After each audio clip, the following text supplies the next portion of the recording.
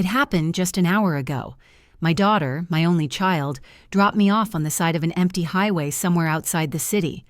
"Mom, it has to be this way," Emily said. Her voice was flat, emotionless, like the gray ribbon of asphalt stretching into the cold November horizon. She didn't even cry. I did. I cried silently, swallowing hot, bitter tears that mixed with freezing rain. Hello, dear friends. Please write in the comments which city or country you're from. It's always so interesting to see where our listeners are watching from. Enjoy the story. Mark, her husband, sat behind the wheel, rigid, not turning around once.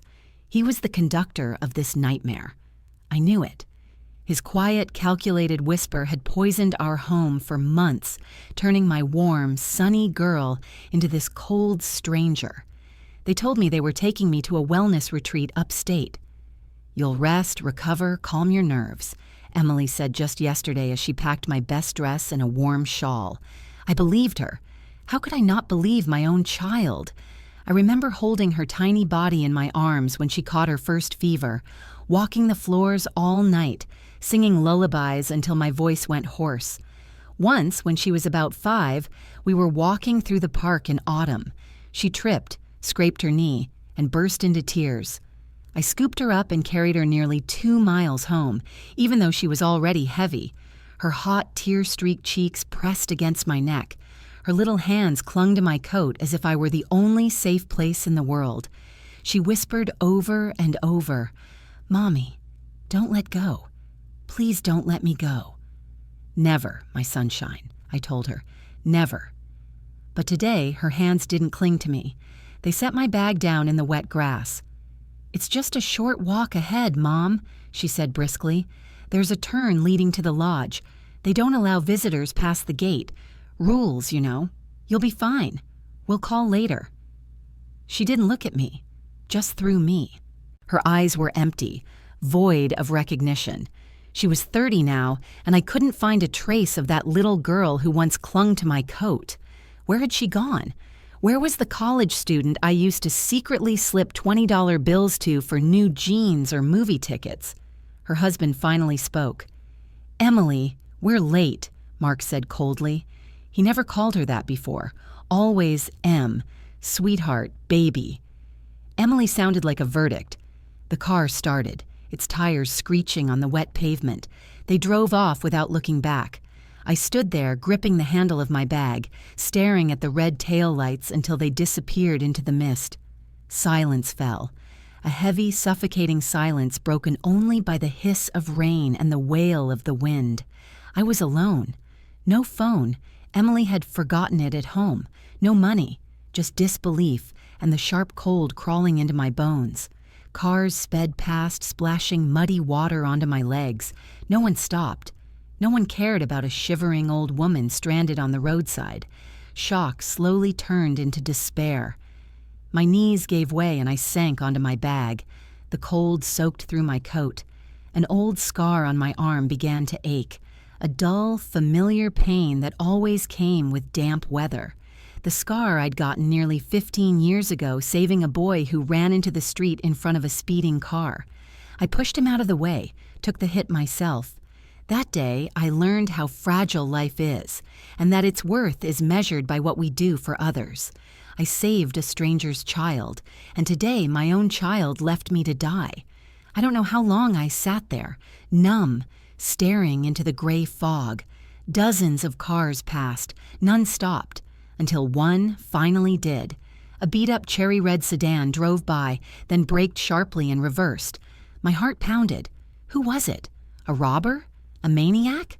Out here, anything was possible. The car stopped a few feet away. The door creaked open and a young man stepped out, tall in a simple jacket, worry written across his face. "Ma'am, are you okay? Do you need help?" His voice was calm, warm, oddly out of place in that cold, merciless world. I lifted my head, trying to see through the blur of rain and tears. He came closer, and something about his face struck me. Familiar. He frowned, studying me.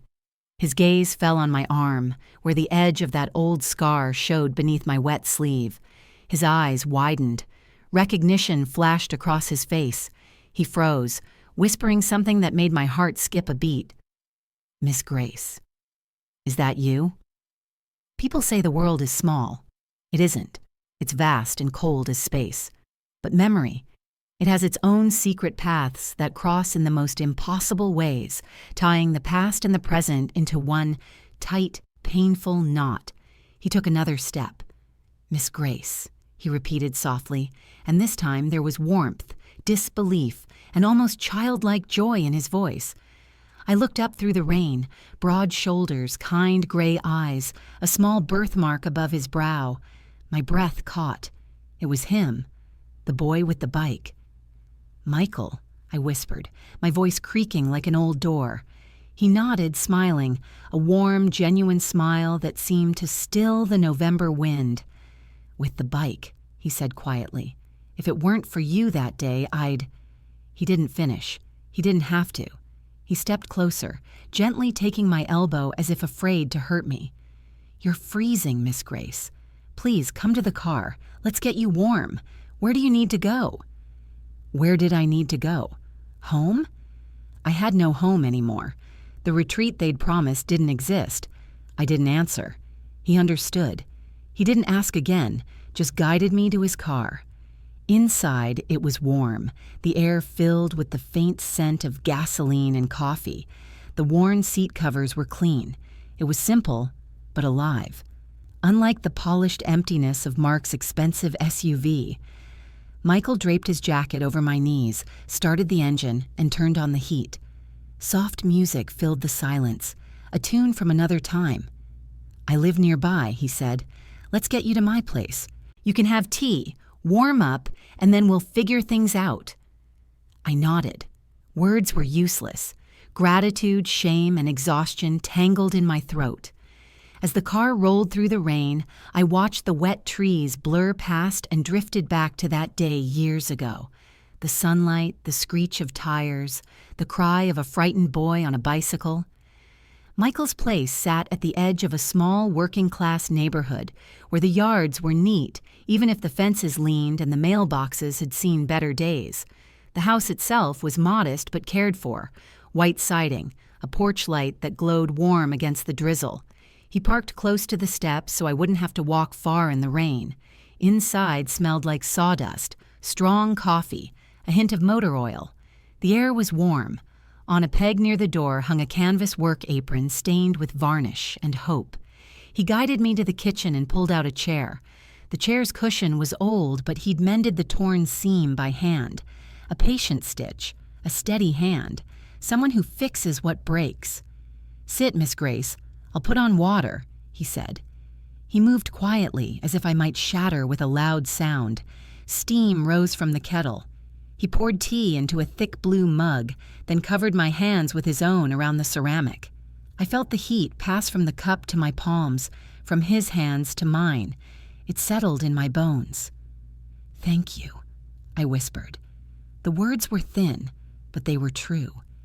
He slid a plate toward me, slices of cheddar, a heel of bread, a small jar of honey. "Eat a little," he said. "Sugar helps after a shock." I tried. I really did. The first bite turned to paste in my mouth.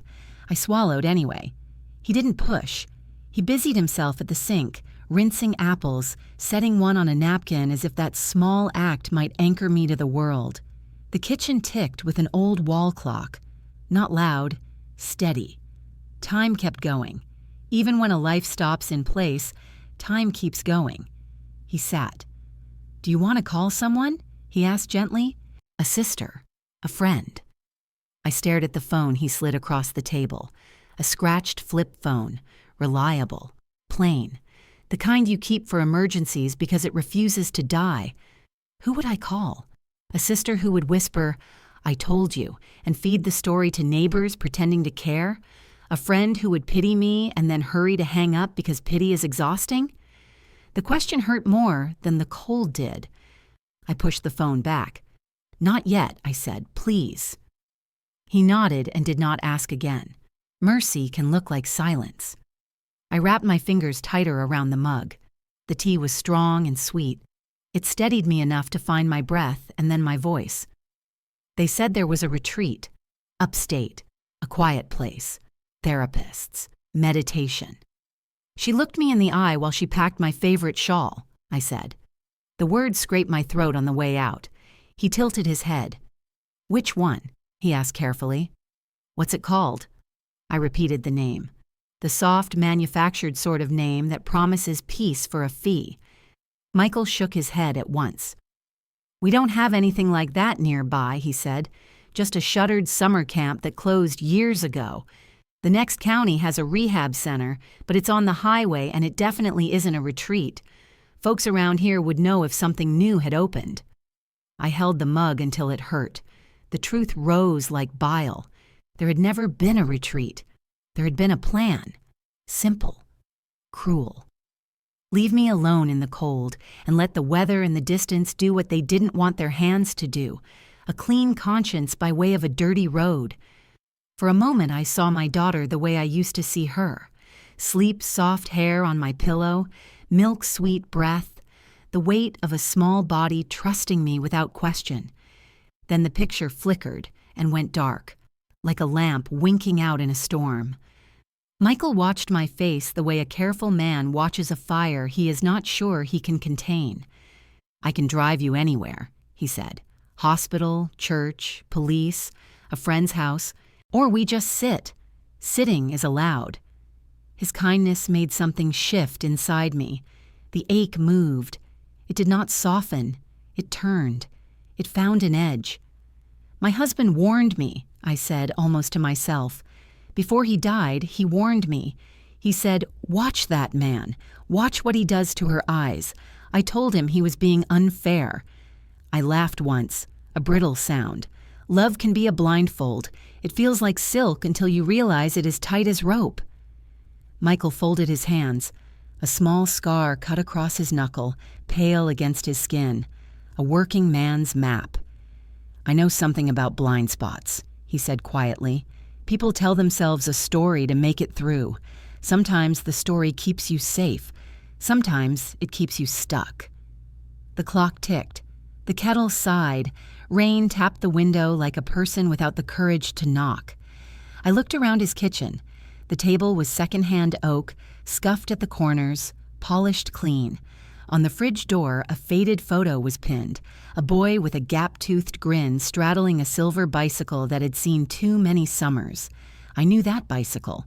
I knew that boy. You kept riding, I said. I did, he answered. Stayed off Main Street for a while. He smiled crookedly. Gave it another try when I grew longer legs and a better sense of fear. What do you do now? I asked. Millwork, he said simply. Cabinets, doors, decks when the weather's fair. I help at the lumber yard when times are thin. It's honest. It keeps my head quiet. He paused. I've got a small workshop out back. I'm saving to make it a proper business. A sign out front. Michael's Woodworks. Maybe one day a helper on payroll. Ambition, but the modest kind. The kind that builds life board by board.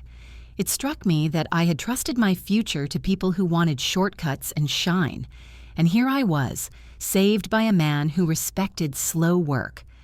How old were you? I asked. When your mother passed?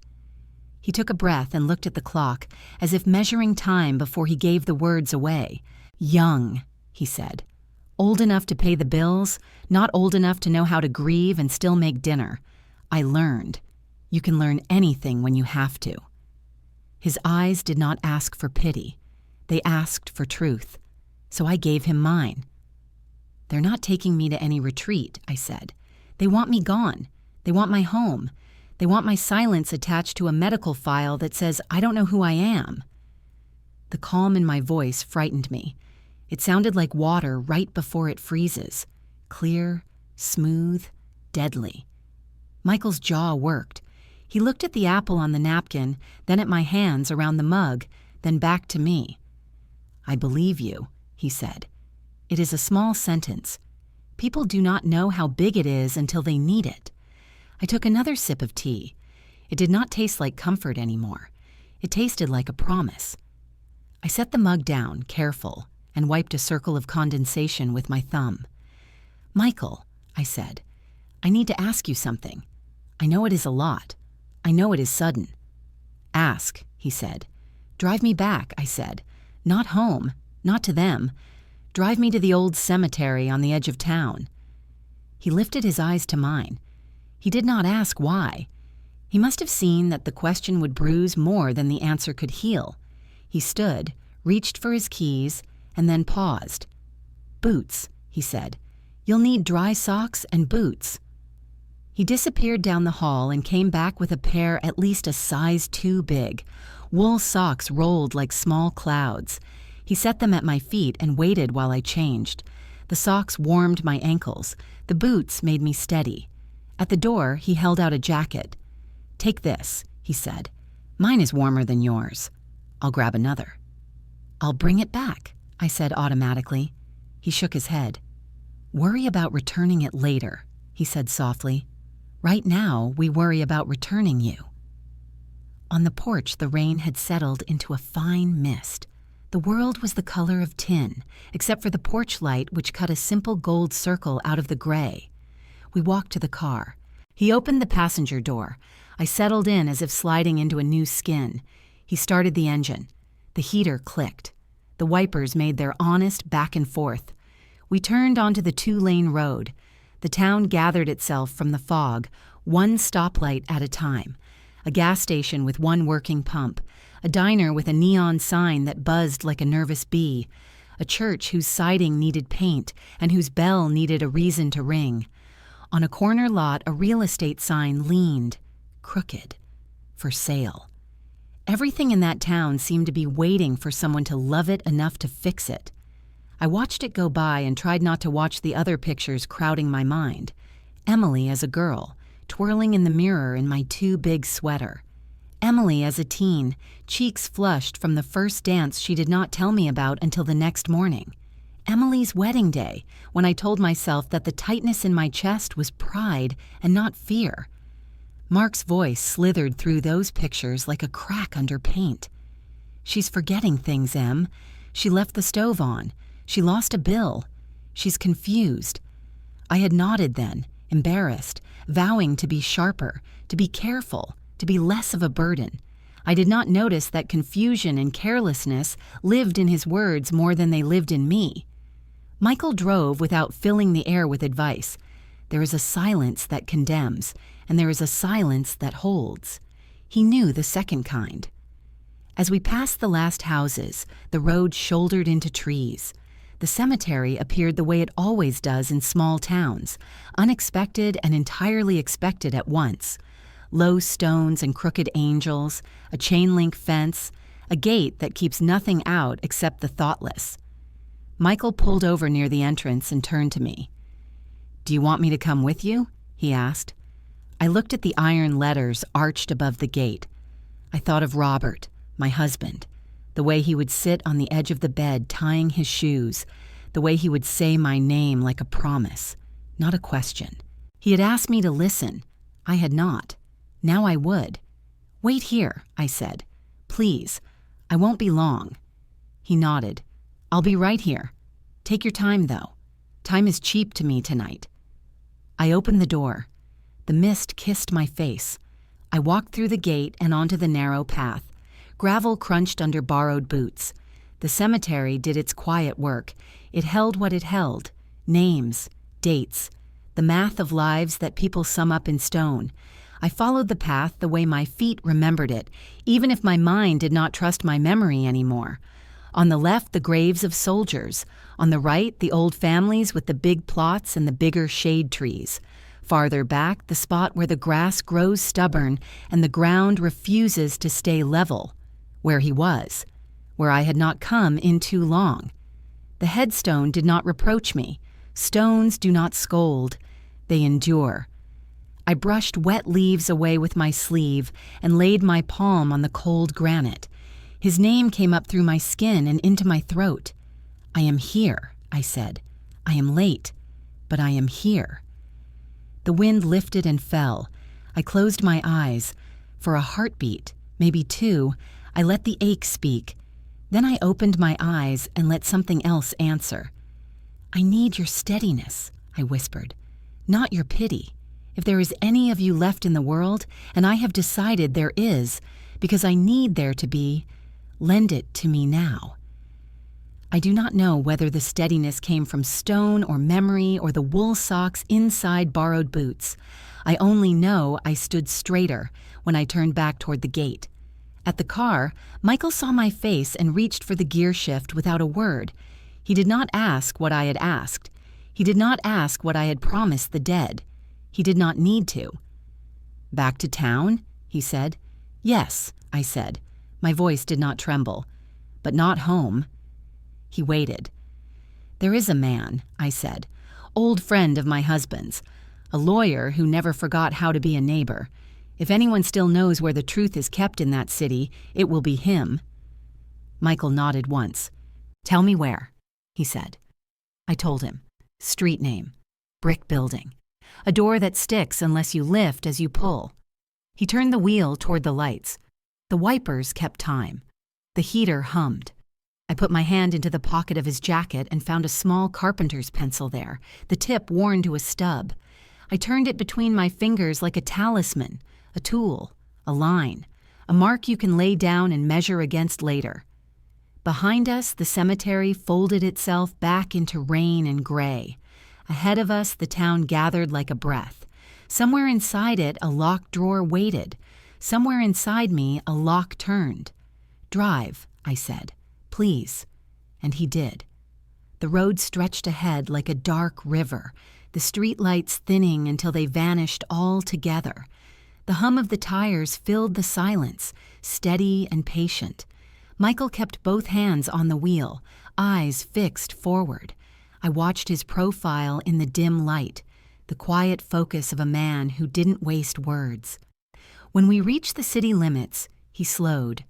Old brick buildings appeared on either side, their windows glowing faintly behind drawn blinds. We passed a diner with a flickering sign that read, "Open 24 hours," though I doubted it had seen a customer in weeks. Then finally, I saw it. The building I remembered. Dark red brick, ivy crawling up one side, and a single yellow light burning in the window. "This is it," I said softly. "Here." He parked beside the curb. The rain had turned to a fine drizzle, whispering on the windshield. "Do you want me to come with you?" Michael asked. I shook my head. "Not yet. If I don't come out in 15 minutes, you can come in." He nodded once. No argument, no protest, just trust. I opened the door and stepped into the rain. The door to the building was heavy, the kind that remembers every person who's ever pushed it. I had to lift it slightly as I pulled, just like Robert had told me years ago. The bell above the frame gave a familiar chime. Inside, everything was just as it used to be. Dark wood, brass lamps, the faint smell of old paper and polish. Behind the desk sat a man with white hair and thick glasses, bent over a stack of folders. He looked up when the bell rang. "Yes, ma'am. Do you have an appointment?" His voice carried the gentle suspicion of someone who's been burned before. He didn't recognize me. Of course he didn't. My hair was plastered to my forehead, my coat soaked, my face lined with too many hours of betrayal. "Mr. Levin?" I said quietly. "It's Grace. Grace Walker. Robert's wife." He blinked, leaned forward, and then his eyes widened. "Grace. My God. What happened to you? You look—" He stopped himself before the word destroyed could escape. "I need your help," I said. "Please. It's about Robert's papers, the folder he left with you." He frowned. "What folder?" I stepped closer, lowering my voice. He told me there was a word, a password, Sierra. The name hung between us like a spark in the dark.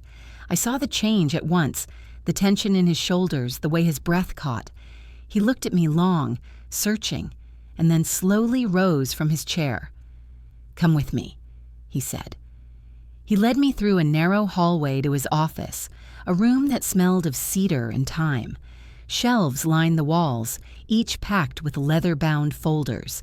He gestured toward a chair, then turned to the safe behind his desk. The safe was old, a heavy steel relic from another century. He spun the dial, one careful turn after another, until a click echoed softly. The door opened. He reached inside and pulled out a thick brown folder tied with a faded ribbon. My breath caught. It was real. It existed. The thing Robert had spoken of only once, in that quiet way he had when he wanted me to remember something important. Mr. Levin placed the folder on the desk but didn't let go. "Before I hand this over, Grace, I need to know what's happening." I sat down, my wet coat dripping onto the rug.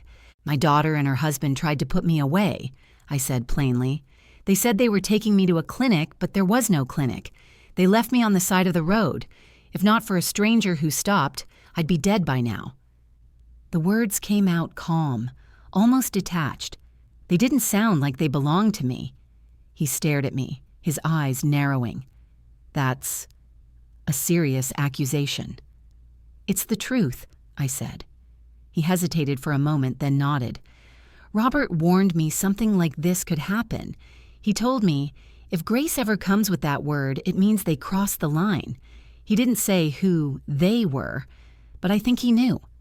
He slid the folder toward me. My hands shook as I untied the ribbon.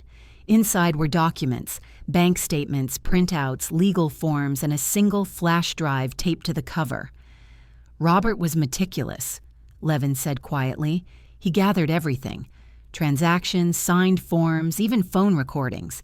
He said the truth needs a witness. That's what this is." I flipped through the pages, my eyes darting from one line to another. The numbers made no sense at first. Withdrawals, transfers, signatures. But then I saw the pattern. Money missing from my savings. My name printed on authorizations I never signed. Mark's name appeared again and again, and Emily's. My stomach turned. "They've been draining the account for months," Levin said. "Small amounts at first, then larger ones. I tried to warn Robert, but he said he'd take care of it. He must have known it went deeper." He pointed to a handwritten note near the back of the folder. "Robert's handwriting. If she ever needs this, it means I was right. Protect her, Boris. Please." Tears blurred the ink as I read. Levin took a deep breath. "Grace, they filed a motion 10 days ago. Petition to declare you incompetent. Hearings in 4 days." My pulse roared in my ears. "They claim you've shown signs of memory loss, paranoia, confusion. 2 psychiatrists signed evaluations. Likely paid. Once that's approved, your daughter becomes your legal guardian. She'll control everything." It hit me then. The form Emily had given me to sign for the property taxes. The gentle tone, the smile, the way she touched my hand like a nurse calming a patient. I'd signed it without reading. I pressed my palm against my chest to steady my breathing. "Boris," I whispered, "tell me honestly, can I fight this?" He met my eyes. "If this folder is what I think it is, yes. But you'll need witnesses. Someone who can swear you're lucid, coherent, in full control of your faculties." "Michael," I said immediately, "the man who found me. He saw everything. He heard me speak, reason, remember. He knows I'm not insane." Levin nodded. "Good. We'll need him. We'll also need time. And you, Grace, will need rest. You can't walk into court looking like a ghost." I looked down at my trembling hands. "They wanted me to disappear," I said softly. "Instead, I'm going to make them visible." For a moment, the old man's eyes softened. "Robert would have been proud," he said. I closed the folder, my fingers brushing the ribbon. "They wanted a verdict," I whispered. "They'll get one." Levin walked me to the door. The night air hit my face like a baptism, cold, bracing, alive. Michael was waiting in the car, headlights cutting through the drizzle. He leaned out the window when he saw me. "Everything okay?" I held up the folder. "Better than okay. We have proof." He smiled faintly. "Then we have a plan." I settled into the seat, the folder clutched tight in my lap. As he pulled away from the curb, I looked at the reflection of the streetlights on the wet asphalt and thought, they left me on a highway to die, but the road they chose for my end had become the one leading to theirs. By the time we reached Michael's house again, dawn was only a faint gray behind the clouds. The world looked washed out and tired, like it had been up all night with me. I was running on nothing but adrenaline, but the fire inside me kept burning. Michael unlocked the door and let me in first. He didn't ask questions. He just set out 2 mugs and poured coffee as if he already knew I'd need it black. I sat at the table, the brown folder resting between my hands like a live thing. "What's inside?" he asked finally. "Evidence," I said. "Enough to prove I'm not crazy, enough to destroy them." He nodded once, as if that answer was enough. For a while, we drank in silence. The clock ticked on the wall. The heater rattled once, then fell quiet again. When I could trust my voice, I told him everything. The documents, the bank transfers, the fake psychiatric reports, the hearing scheduled in 4 days. As I spoke, I saw his jaw tighten. "They set you up," he said finally. "They made sure the story sounded believable. Old woman, memory loss, confusion. People love believing those lies because it makes them feel safer. They think age itself is proof of weakness." "Maybe," I said softly, "but they underestimated one thing." "What's that?" "A mother with nothing left to lose." He didn't smile, but his eyes flickered with respect. That day passed in fragments. I tried to sleep, but each time I closed my eyes, I saw the moment Emily's hand left the handle of my suitcase and turned away. So I stayed awake, sitting by the window, reading through every line of Robert's folder. There were pages of numbers, transfers, even a letter Emily had written to Mark. The handwriting was hers, sharp, familiar, unkind.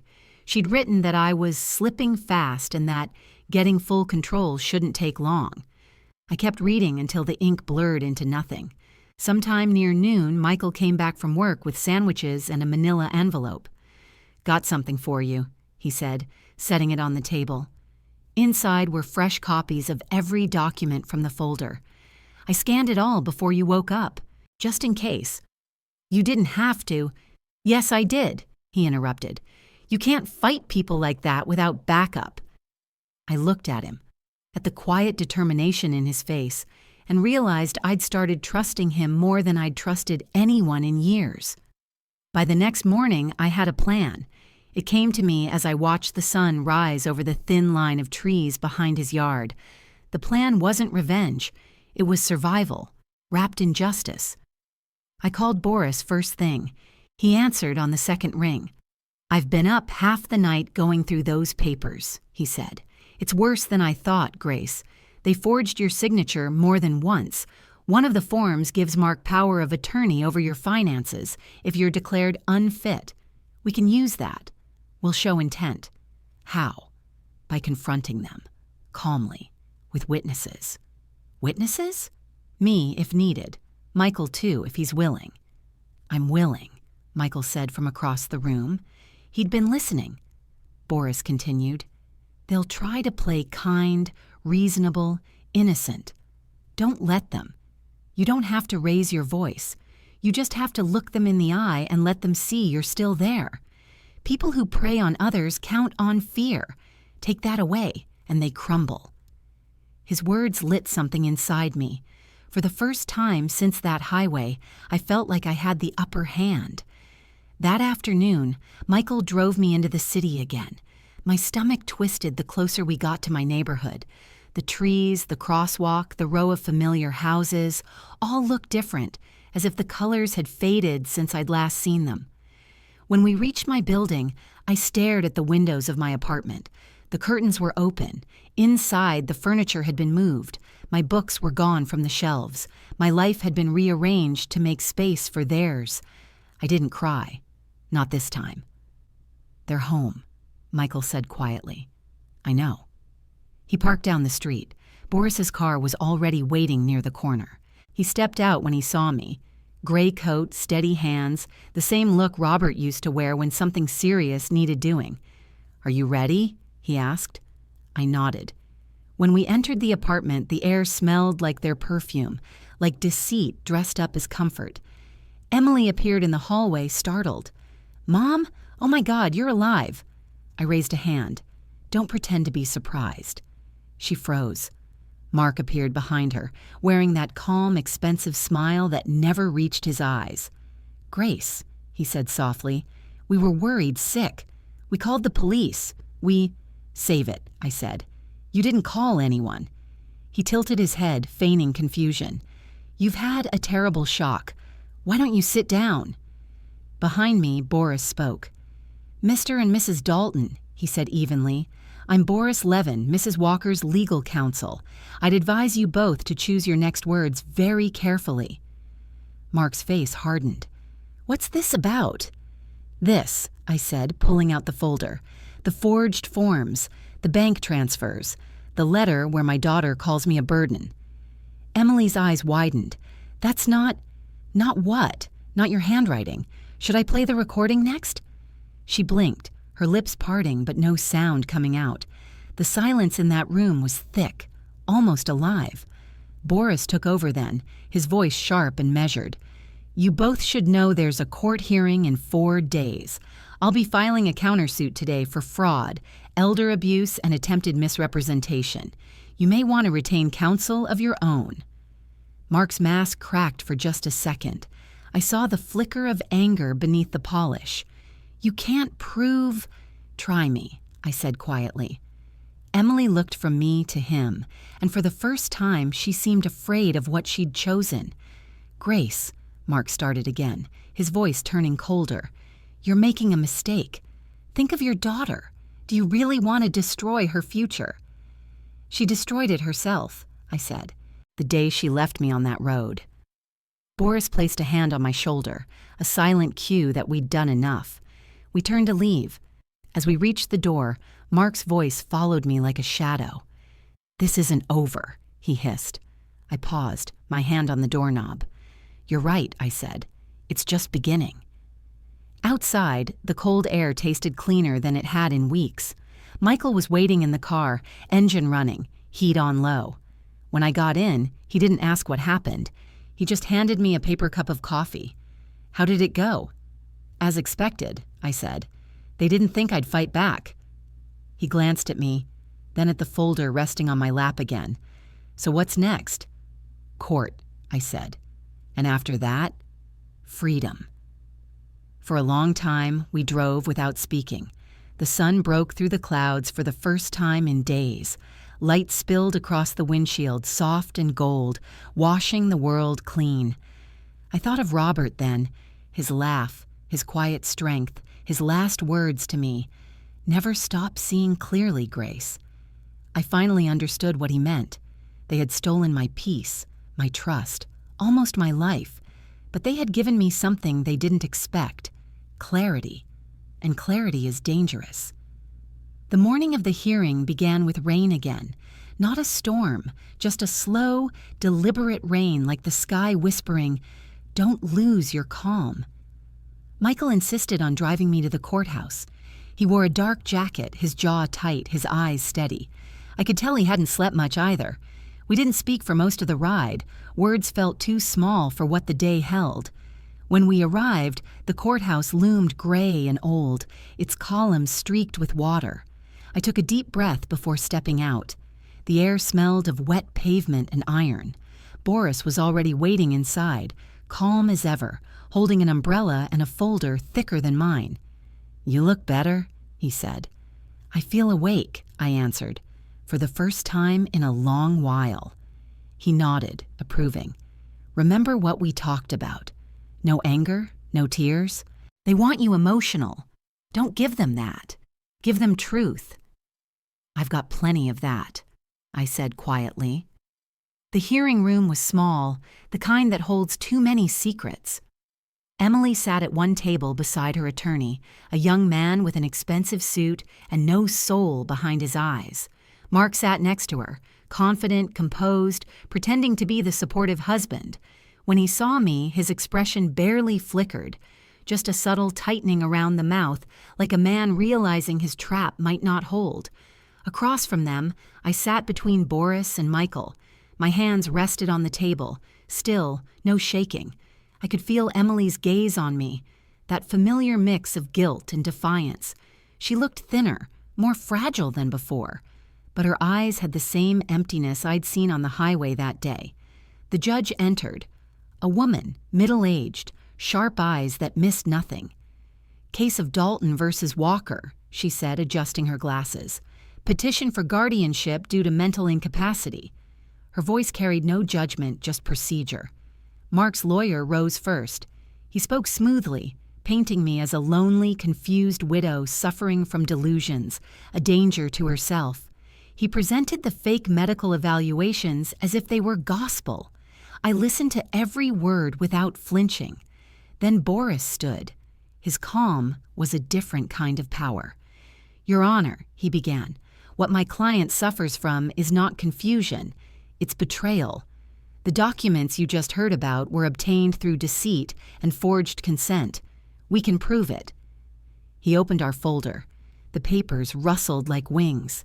He moved methodically, page by page, until the story unfolded in ink and numbers, bank transfers, signatures that didn't match, false reports. When he was done, he looked at me. "Mrs. Walker, please tell the court what happened last week." I stood. My legs were steady. My voice, steady too. "I was told I was being taken to a wellness center," I began. "Instead, I was abandoned on a highway in the rain. No phone, no money, no address. My daughter said she would call. She never did." The courtroom went still. The sound of rain against the window was the only thing that moved. "I thought I'd die there," I continued, until a stranger stopped. The first man whose life I'd once saved. The same man who brought me here today. Michael shifted in his seat, his hands clasped tightly. Mark's attorney interrupted. "Your Honor, this is emotional storytelling, not evidence." Boris smiled faintly. "We anticipated that." He pressed a button on a small recorder. My daughter's voice filled the courtroom. Calm, calculated, unmistakable.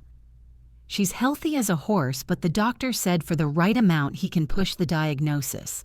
We just have to make her look unstable." A gasp rippled through the room. Even the judge's pen paused mid-note. Emily's head dropped into her hands. "That," Boris said quietly, "is the sound of intent, and it's more honest than any signature." The judge leaned back in her chair, watching Emily. "Ms. Dalton," she said, "would you like to explain this recording?" Emily didn't answer. Mark's hand gripped her arm, but she pulled away. "It was him," she blurted, pointing at him. "Mark said it was the only way. He said we'd lose everything." Her words came out like broken glass.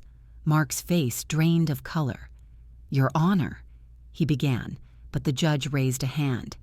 "I've heard enough." She turned to me. "Mrs. Walker, I believe you." The world tilted, not from shock, but relief so deep it hurt.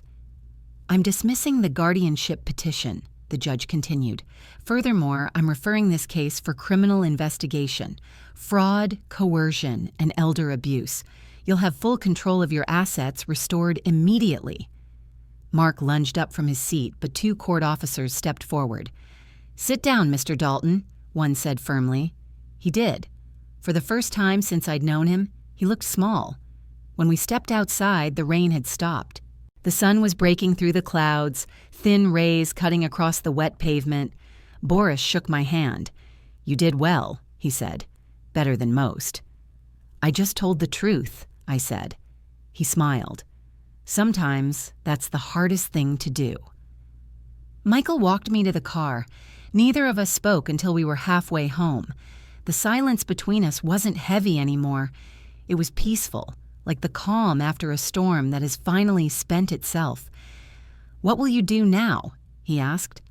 "I'll sell the house," I said. "It's too full of ghosts.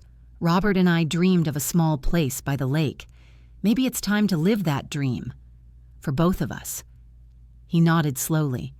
"If you ever need help fixing that place, you know where to find me." I smiled for the first time in weeks. "I might hold you to that, Michael." "You'd better," he said softly. That night, I stood on my balcony for the last time. The city lights shimmered on the wet streets below. My daughter's face haunted the edge of my thoughts, not with hatred, but with a hollow ache that love leaves when it turns into memory. I didn't know if I could ever forgive her. Maybe forgiveness wasn't the point. Maybe survival was. For years, I thought peace came from being needed. Now I understood. Peace comes from being free. And as the wind carried the last of the rain away, I whispered into the dark, "Thank you, Robert. I finally saw clearly." The lake house was small, just as Robert had once imagined. A single-story cottage with peeling white paint, a porch that creaked when you stepped on it, and a view of endless blue water framed by tall pines. It wasn't fancy. It wasn't perfect, but it was mine, every inch of it. I bought it a week after the court ruling, sold the apartment in the city without a backward glance. Boris handled the paperwork. Michael helped me move. Between the three of us, we carried the last remnants of my old life into the trunk of his cherry-red sedan. One suitcase, a box of photographs, Robert's watch, and the folder that had saved me. The drive out was quiet. The farther we got from the city, the lighter the air felt. The noise, the shadows, the smell of asphalt, all of it fell away until there was only the sound of wind and the hum of the engine. When we arrived, I stood by the lake for a long time, letting the cold air fill my lungs. The water was still, like glass. The sky hung low and silver. For the first time in months, my heartbeat didn't race. Michael carried the last box onto the porch. "It's not much," he said, wiping his hands, "but it's peaceful." "It's everything I need," I said. He smiled faintly. "Then it's perfect." Days passed like soft pages turning. I woke with the sunrise, drank coffee on the porch, and watched mist roll over the water.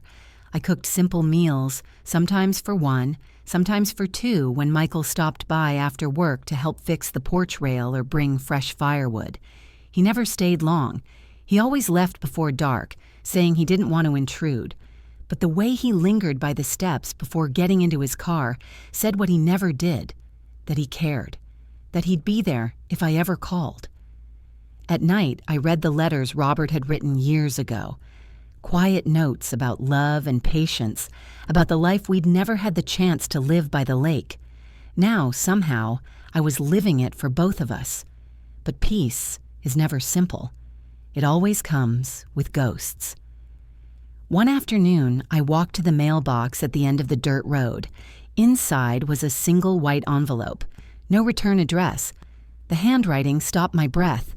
Emily's. I carried it back to the porch, but didn't open it right away. I sat for a long time, the envelope resting on my lap like a stone. The lake shimmered in the distance, calm and beautiful, pretending the world was simple. When I finally tore it open, the first line hit me like a wave. "Mom, I don't expect you to forgive me." Her words were shaky, uneven, written in the same hand that once drew me birthday cards with crooked hearts. "They told me you'd never believe me again, but I need you to know. I wasn't going to leave you there. Mark said he'd come back after an hour. I swear I didn't know he planned to drive away. I panicked. I hated him for it. But I was too weak to stop him, too scared to face what I'd done." I stopped reading for a moment, pressing the paper against my chest. My throat ached. The letter went on. "They've frozen our accounts. He's gone. I don't know where. The police came yesterday. They asked questions I couldn't answer. Maybe I deserve whatever comes next. But if you can find it in your heart, even a corner of it, to remember that once I was your little girl who used to cry when you left for work, please think of me that way. Not the woman who hurt you, just the child who loved you." The letter ended there. No signature. Just that last sentence trembling on the page. That night, I couldn't sleep. I sat on the porch in my robe, watching the moon ripple across the lake. The letter lay open on the table beside me, the ink shining faintly in the soft light. Michael had called earlier to say he'd be by in the morning to fix the gutters before winter. I almost told him not to, that I wanted to be alone, but the words didn't come. Maybe I didn't want to be alone. Not tonight. The wind shifted. A loon cried somewhere far out on the water. I thought of Emily as a child again, chasing fireflies, her laughter ringing through the yard. And then I thought of her as a woman, standing on that highway, her eyes cold and unreadable. Two versions of her, both mine, both gone. I whispered into the dark, "You can't fix what you broke, Emily, but I can't unlove you either." The tears came quietly this time, not the kind that burn, but the kind that wash things clean. The next morning, the knock came early. I expected Michael, but when I opened the door, it was a uniformed officer. "Mrs. Walker?" "Yes." He removed his cap, his face solemn. "We're contacting next of kin for a man named Mark Dalton. He was found outside the city last night. Car accident. We believe he lost control in the rain." I felt nothing at first, no shock, no relief, just stillness. The officer continued. "There was also a passenger who survived. She's at County General Hospital. She gave us your name." My breath caught. "My daughter?" He nodded. "She's stable, but she asked for you." The paper in my hand, the letter, fluttered in the wind. The drive back felt longer than it should have. The highway looked the same as the one she'd left me on. Long, endless, indifferent. Michael offered to drive, but I said I needed to go alone. Some journeys you can't share. At the hospital, I found her in a white room with too much light. Her face was pale, a thin bandage above her eyebrow. When she saw me, she started to cry. Small, broken sounds like a child's. "Mom," she whispered, "I thought you'd never come." I stood by the bed, looking at the woman who had nearly destroyed me, and who had once been the reason I lived. "You wrote to me," I said. She nodded, tears slipping down her cheeks. "I meant every word." Silence stretched between us, long and raw. Finally, I reached for her hand. Her fingers trembled as they closed around mine. "You were my little girl," I said softly. "You still are. But love doesn't erase what you did. It only keeps you alive while you learn from it." She sobbed quietly, her grip tightening. "Can you ever forgive me?" I looked out the window. The rain had stopped. The sky was pale, washed clean. "Maybe not today," I said, "but I'm here, aren't I? That's a start." Her eyes closed, her breathing slowed. The machines hummed softly in the background. I sat there for a long time, holding her hand, watching the steady rise and fall of her chest, proof that even the broken can still breathe. When I left the hospital that evening, the sun was setting over the parking lot. Michael was waiting by his car. He didn't ask what happened, he just opened the door for me. As we drove away, the city lights shimmered in the distance. I looked at the road ahead, long, open, familiar. The same road that once led to my ending now led to something else entirely, a beginning. Winter came slowly to the lake. The first frost clung to the grass like silver dust. The mornings were quiet, the kind of quiet that holds its breath before the world wakes. Every sound seemed softer. The distant call of geese, the whisper of pine branches, the creak of the porch wood beneath my slippers. It had been 3 months since the hospital. Emily had recovered, physically, at least. She was living with an aunt in another state, somewhere warm. We spoke once a week on the phone, small conversations that carried heavy meaning beneath their lightness. "How's the lake, Mom?" she asked one evening. "Cold," I said, smiling, but honest. She laughed faintly. It was a good sound, a human sound. Forgiveness, I realized, wasn't a moment. It was a season, slow, unpredictable, requiring patience. Some mornings it came easily, like sunlight through thin clouds. Other days it hid behind the weight of memory. Michael still visited on weekends. He'd built a small dock out back, said it gave him an excuse to come around. He brought groceries, sanded the porch, fixed the leaky sink. I teased him that he was turning my quiet retreat into a workshop. He grinned, that small, shy smile that seemed to belong to another era, a time when people still fix things instead of throwing them away. One afternoon, while he was patching a crack near the fireplace, I made us tea. When I handed him his cup, he said softly, "You know, I never asked what happened that night. The highway, I mean. You said your daughter left you there, but you never said what you felt when you realized she was gone." I looked into the fire. "At first, nothing," I said. Then, not anger, not fear, just silence. Like the world had stopped listening. I thought that was the worst part, the silence. But it wasn't. The worst part was realizing that I still loved her, even as she drove away. He nodded slowly, his gaze fixed on the flames. "That's not weakness, Grace. That's strength. Anyone can hate. Loving through pain. That's rare." His words lingered. They didn't feel like comfort. They felt like truth. The next week, I began writing again. I hadn't touched a pen since Robert's death, but the need came suddenly, like a tide returning. Not stories, not diaries, letters. Letters to the people who had shaped my life. Some alive, some gone. The first one was to Robert. I told him about the trial, about Emily's letter, about the lake house. I told him that I'd stopped measuring life by what was taken from me and started measuring it by what I'd reclaimed. The second was to Emily.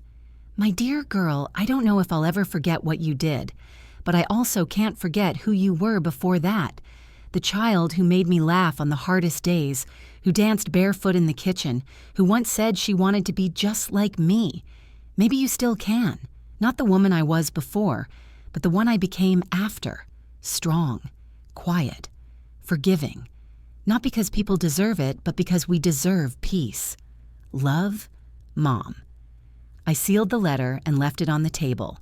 I didn't mail it right away. Some words need to sit before they find their way. In February, the lake froze over. Michael taught me how to test the ice. "Never trust the surface until you hear it sing," he said. We walked across it together one morning, the cold air biting, our breath visible like ghosts. He stopped halfway across and looked out at the horizon. "You ever think of leaving?" "Once," I said. "Now I think about staying." He smiled and took my hand. It wasn't romantic, not yet. It was something steadier, the quiet promise of company after too much loneliness. That evening, as the sun fell behind the trees, I sat by the fire again. The house smelled of pine and warmth. The letter to Emily still lay on the table beside the lamp. I picked it up, slipped it into an envelope, and finally wrote her address. Before sealing it, I added one more line. "P.S. There's always room here for you, by the lake, when you're ready to come home." When I stepped outside to drop the letter in the mailbox, the world was a sheet of blue and white. The lake shimmered in the fading light. Somewhere behind me, Michael was humming softly, tuning the old radio he'd repaired. I looked up at the stars, bright, clean, countless, and felt something settle inside me. Not happiness exactly, something quieter, deeper, a kind of peace that doesn't need to announce itself. I whispered into the night, "It's over, Robert, and it's beginning." The wind moved through the pines, carrying the words away. I watched the lake a while longer before turning back toward the porch light, my home, glowing softly against the dark. Spring came quietly that year. The lake thawed in slow, deliberate sighs. Each morning the ice receded a little farther, revealing dark ripples beneath. The first birds returned, tracing circles over the water as if reminding the world how to begin again. I'd almost forgotten what true silence sounded like, the kind that isn't emptiness, but peace. I filled it with small things, feeding the birds, sanding the porch rail Michael had built, rereading Robert's letters. Every so often a car would pass down the dirt road. Most days, none did. One afternoon, while I was hanging laundry in the sun, I saw a figure walking up the path. For a moment, my heart stopped. The gait was uncertain, the shoulders slumped beneath a light coat. Then I realized who it was. Emily. She looked older than her years, her hair shorter, her face pale but open. No makeup, no mask. Just a woman stripped down to her truth. She stopped a few feet away, hesitant. "Mom," she said softly. I didn't move at first. My hands gripped the sheet I'd been pinning to the line. The wind tugged at it between us like it wanted to speak instead. "I got your letter," she said. "I didn't think I deserved it." "You didn't," I said honestly, "but I sent it anyway." A small, broken laugh escaped her. "You always did that, gave more than people earned." "That used to be my weakness," I said. "Now it's just my choice." She nodded, biting her lip. "I didn't come to ask for forgiveness. I just wanted to see you, to tell you I'm in therapy. I got a job at a diner. It's not much, but it's mine. I'm trying to learn how to be decent again." The way she said it, plain, unpolished, was the first honest thing I'd heard from her in years. I dropped the sheet, walked toward her, and for a heartbeat neither of us spoke. Then I reached out and touched her cheek. She leaned into my palm like a child remembering what love feels like. "I never stopped loving you," I whispered, "even when I wanted to." She closed her eyes, tears spilling freely now. "I know. That's why it hurts so much." We stood like that for a long while, the sun soft and gold on our faces, the lake glimmering behind us.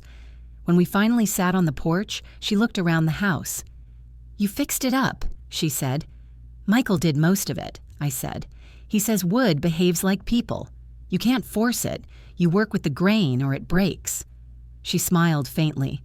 "He sounds wise." "He's kind," I said. "That's rarer." We spent the rest of the afternoon talking.